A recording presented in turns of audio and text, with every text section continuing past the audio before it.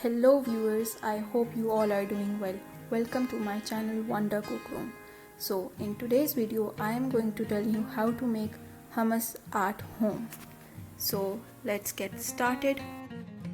Let's gather up all the ingredients. What you need is a cup of white chickpeas.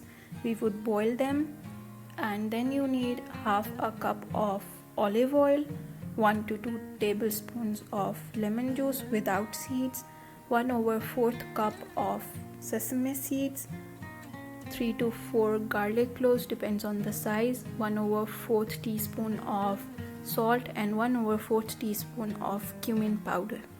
You can also add some paprika powder for taste. Firstly, we would soak the chickpeas in 2 cups of water and leave it overnight, minimum for 8 hours, and then after they are soaked and doubled in size, we would boil them. Here I took 2 to 3 cups of water. It's your choice how much you take. You can do it in pressure cooker as well. So I boiled them for almost 1 hour and they were quite soft and cooked. Here you can see what we actually want. They should be soft and well cooked. Here I also saved the water that was left from the chickpeas. So here in a mixer I would be adding the sesame seeds. It's your choice if you want to roast them for a minute before doing this. I did not roast them, I took them as they were. I added them in the mixer, and now I would be adding the half a cup of olive oil. You can use other oils as well, but this tastes so good. Now I would be blending this for 2 to 3 minutes. You can even blend them separate to make a tahini, but I did everything together. So now I would be adding the chickpeas. It is 1 cup of boiled chickpeas, and now I would be grinding them a little. If you think that the mixer is not doing a good job, you can add the water we saved from the chickpeas.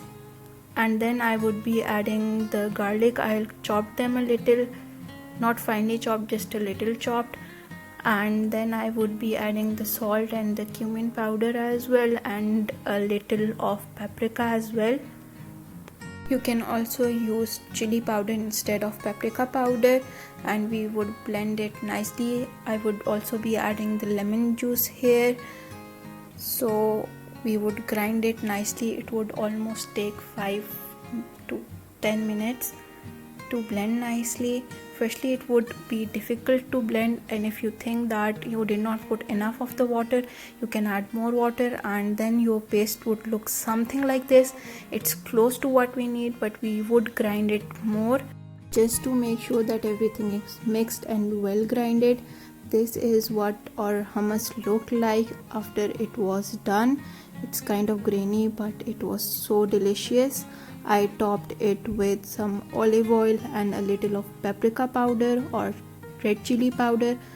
I served it with some pakoras, and it was a heavenly combination. Do try this recipe at home.